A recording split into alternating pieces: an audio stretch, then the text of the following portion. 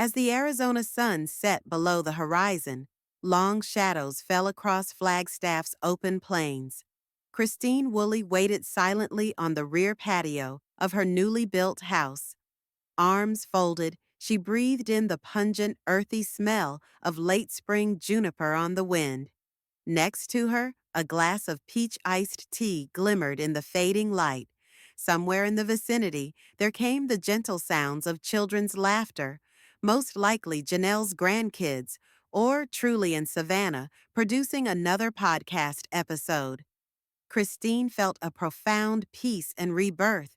Her life had been remolded after all those years of emotional wear and tear, chipped away by polygamy, by Kody Brown's inconstant love, by her own silence. But here, on land that belonged to her and her alone, unencumbered by Kody's presence, she was starting anew. Within the house, Janelle glided easily into the kitchen, hair back, sleeves rolled above the elbows as she placed a tray of lemon bars on the counter. She appeared healthier, more robust than she had in years. Having foregone the pipe dream of Coyote Pass and sold her RV, she had opted to join Christine on this land. Property bought on her own, in her own name, on her own terms. They weren't merely living together, they were creating a life based on clarity, mutual respect, and healing of the emotions. No manipulating, no crazy schedules, no broken egos. Simply the simple ability to be women, healing whole.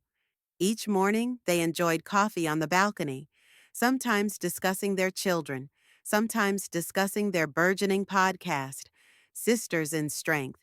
Their voices, Christine's warm candor and humor, Janelle's calm wisdom and insight, spoke to thousands of listeners every week, many of them women escaping faiths or relationships that were oppressive. No longer simply former sister wives, they were now symbols of resilience. Nevertheless, there were quiet hurts that never dissipated. Garrison's death lingered in the background like a shadow neither of these women dared touch face on. Janelle seldom mentioned him, but now and then Christine would see her gazing out the window, her mind far away, her sorrow concealed but oppressive.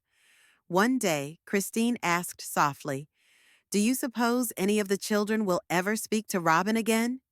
Slowly, Janelle looked up. "I don't know," she replied after a moment. "Too much harm has been done." Half a country away in North Carolina, Madison Brush sat in her baby's nursery, paging through old pictures of her family. There was a Christmas photo, tiny Solomon holding onto Kody's leg, Hunter grinning on a ski vacation, Gabriel cradling infant Truly. Aurora and Dayton sat in the background, both of their smiles strained, uncomfortable. It had been years since she'd last talked to Robyn's kids. As with most of her siblings, Madison had emotionally cut off all things related to Robyn when the family dissolved and Kody grew more and more fixated on her. But something changed after the funeral. Madison had seen Robyn cry, really cry, and no one went near her. Not even a second glance. It made her uneasy. Madison had always been intensely loyal to her mother and had once spoken out against Robyn's manipulations without hesitation. But now she was doubting herself. Had she been venting her rage against children who did nothing to deserve it? She dialed that number that night, with Caleb standing close by. Robyn answered on the third ring. The silence hung between them taut and uneasy. Madison's voice quivered. "Robyn, I think I was wrong. Not about all of it, but about your kids. I let my anger at the grown-ups bleed over into indifference for them. That wasn't right." For a moment, Robyn did not speak, but her breathing was audible, unsteady. Then she started to sob quietly. "You don't know how much it means to hear that," she whispered. They felt so forsaken, like they did something bad. "They didn't," Madison said softly. "I just didn't know how to set it all apart." That night, Robyn sat down with her kids and informed them of the phone call. Dayton turned away, eyes brimming. Aurora bit her lip in silence. Even Solomon and Ariella, who were young, felt there was something different now. A couple of days later, Solomon requested Robyn's assistance in writing a letter to Gabe. When Madison explained to Janelle what she had done, Janelle was shaken. Initially, she was reticent, uncertain, but as Madison told her about the talk, Janelle relaxed. At her heart, she was a mother still. She knew the need to mend that which could be healed. That took a lot of guts, she said. Perhaps it's the beginning of something different. Christine had a more reflective answer. She stood silently for a moment, then nodded. What we couldn't, maybe the next generation can. Small gestures started to creep in over the weeks that followed. Dayton wrote an email to Leon. Aurora messaged Savannah. The words weren't fine or poetic, but they were something, a start. In the meantime, Christine and Janelle pushed on.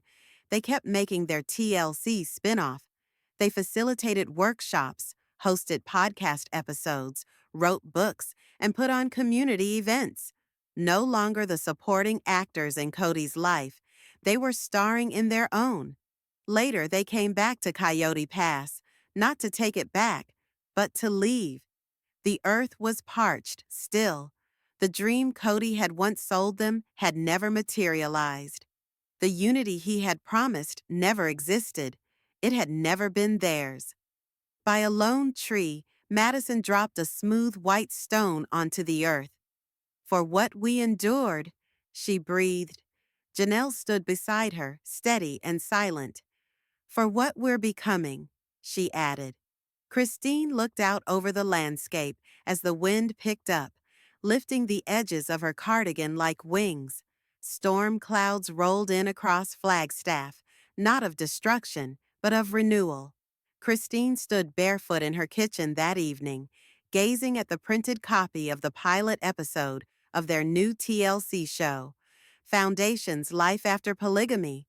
Rain pounded against the windows outside. This was not another reality program. It was raw. It was honest. It was theirs. The show would begin with Christine walking alone on the vacant grounds of Coyote Pass, followed by a shot of Janelle getting settled into her new casita. The program would chronicle their lives, hosting circles of women, tending the garden, taping podcasts, rebuilding. With a production team unaffiliated with Kody and a narrative finally in their hands, Christine and Janelle were telling their story their way. For the first time in over a decade, they were in control. The trailer had well over 1 million views on YouTube, and in a serene living room miles away, Kody Brown saw it on his phone, his hands shaking. TLC hadn't called him. He hadn't been forewarned. We wait around for someone to pick us until we know we've had the choice in our hands the whole time, Christine said, smiling into the golden light. Half a world away, Kody tossed his phone around the room. It hit the stone fireplace and shattered. They're making me out to be the bad guy, he bellowed.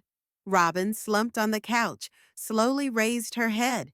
Her eyes, clouded with exhaustion, had been through months of emotional wear. The fissures in their marriage had grown into chasms, and she had long ago ceased to defend him. Her tone was dead. You did it yourself. Kody stood paralyzed. The silence between them had become more screamingly loud than their fights. That evening, he attempted to call Janelle. No answer. He then tried calling Christine. Nothing. While all this was happening, Robyn was observing her children move away from her and from Kody. Moods at their home had changed since Madison's phone call. Solomon requested permission to FaceTime his cousins. Aurora, lost in thought, took more time to record in her journal. Dayton, who was now undergoing therapy, had ceased to automatically take Kody's side during family chats. Robyn felt her authority waning. Her entire identity had been constructed on obeying, on pleasing Kody, on compliance. But those were rules that no longer applied. She was disintegrating. standing alone on the back porch at night, the desert breeze against her skin, Robyn spoke into the blackness. I never intended to destroy the family. I just didn't know how to make him stop. Even with the tension, she missed Meri. She missed Christine. Even the argument, even the truth. Now, nobody called. Nobody came. Her children were drifting away. And Kody, in rage, did not make it right. One night, Aurora sent Savannah a homemade friendship bracelet in the mail.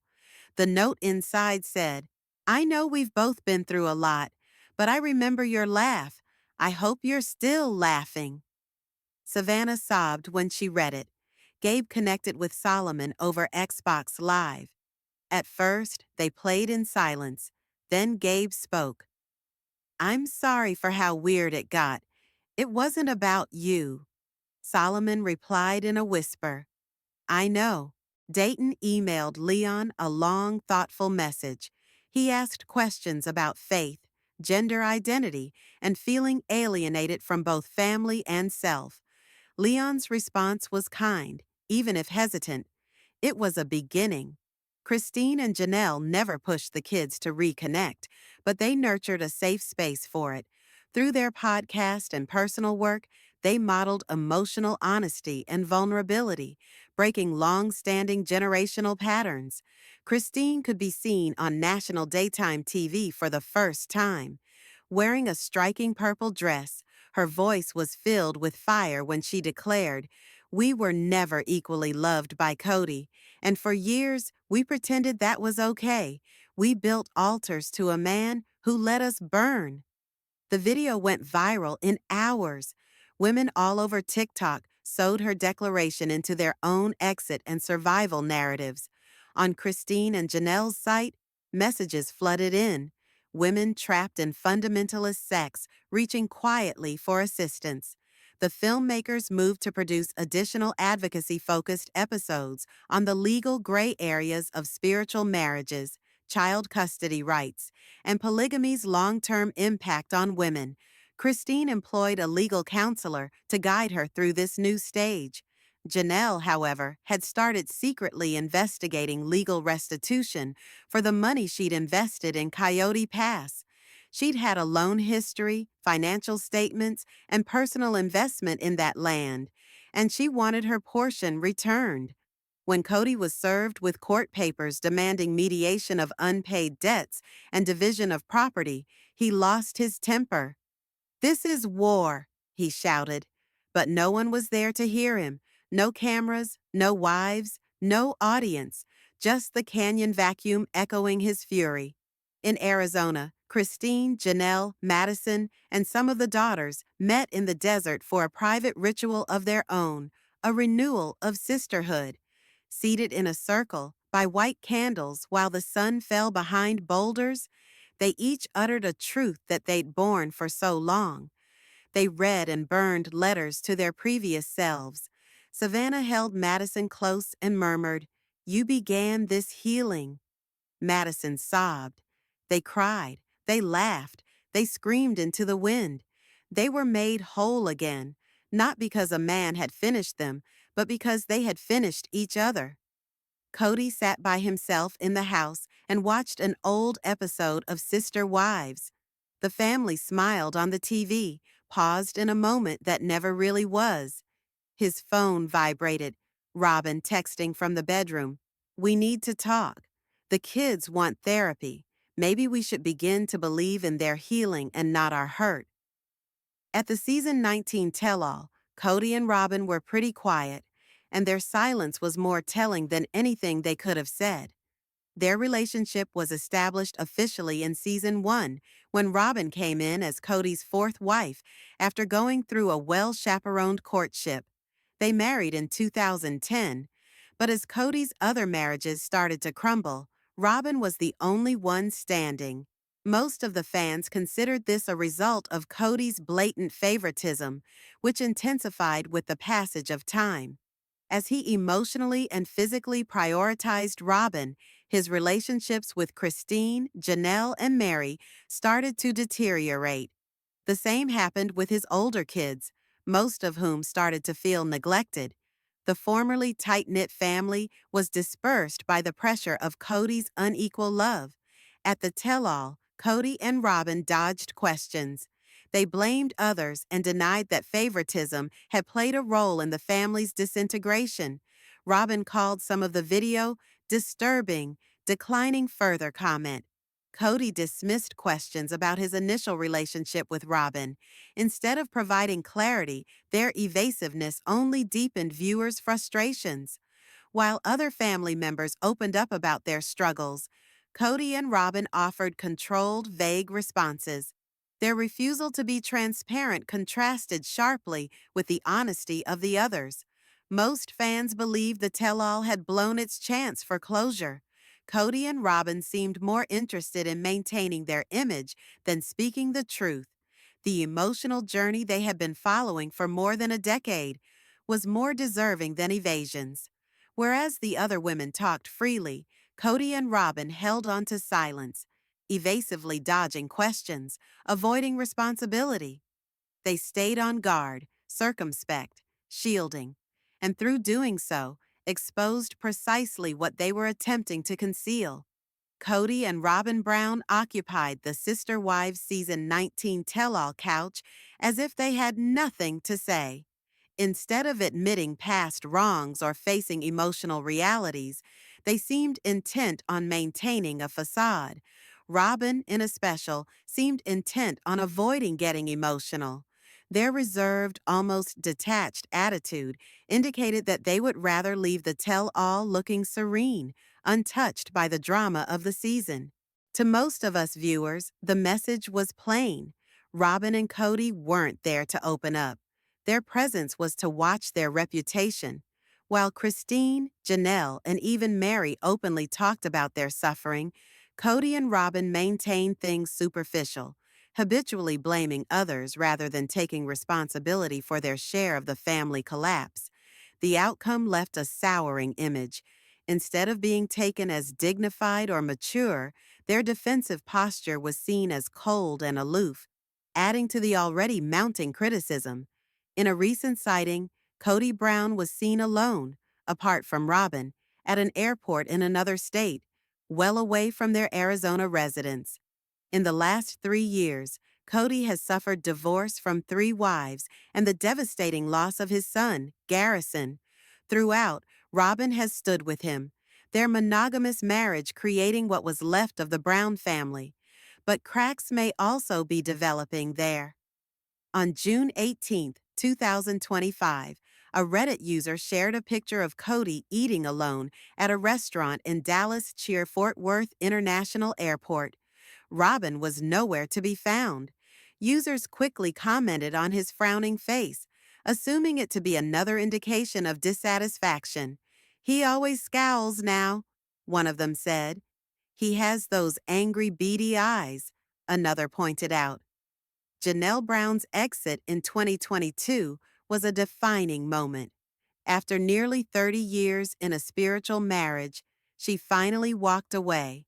The reasons were layered: Kody's emotional neglect, his obvious favoritism toward Robyn, and a deep rift between Kody and their 6 children. Her decision came shortly after Christine's departure in 2021, and before Meri's in 2023. Robyn remained, but Janelle knew she had to go, for herself and for her children. Since breaking up with Kody, Janelle has welcomed a new chapter. Though she isn't actively seeking to fall in love, she is open to the possibility if the right individual comes into her life. At present, she's concentrating on healing, personal growth, and finding her independence again.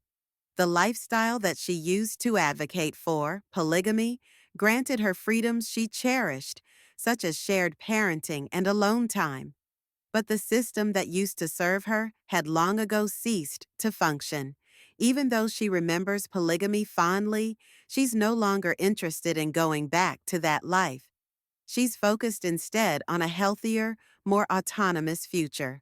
While Christine has remarried and Meri is exploring new romantic connections, Janelle is taking a different path. During a recent appearance on the Sibling Revelry podcast, Janelle admitted, "I'm done. I love my single life." She went on slightly later in the same episode, explaining that she would be open if something special ever did come along.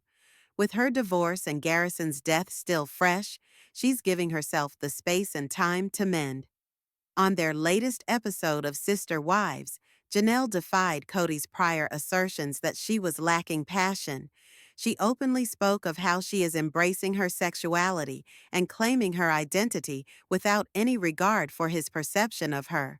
Although she's not interested in love currently, she no longer allows anyone else to define who she is.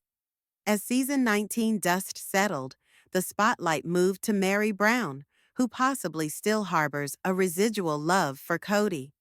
During one-on-one interviews with host Suki Krishnan, the women all looked back on the past. While Christine and Janelle spoke tough truth and distance from Kody, Meri sometimes came to his defense.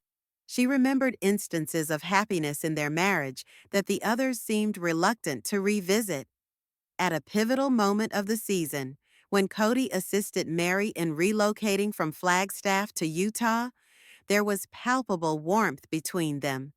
Although perplexed by his emotional displays, Meri did not turn back in rage. She appeared to have come to an understanding, or perhaps some of her still clung to what had been. A small symbol of the Browns' dysfunctional dynamic became a contentious issue: the luggage rack. Christine employed it as a metaphor for the way that Kody put himself first, always claiming the luggage rack and leaving his wives to scramble for their own space. Janelle supported the tale. Robyn, however, said she just laid claim to the rack ahead of the others in order to avoid any conflict. Meri rebuked the metaphor outright. "I don't think it's right to sit here and criticize," she said. "I don't want to be judgmental. That's not me." As Sister Wives season 19 came to a close, the emotional terrain was more broken and exposing than ever. Kody's silence, Robyn's wariness, and the expose of vulnerability by the other women created a compelling image. The family was never in fact together, and what was left was people taking their own healing. Share your comments with us, and don't forget to subscribe for more news on the Brown family's continuing journey.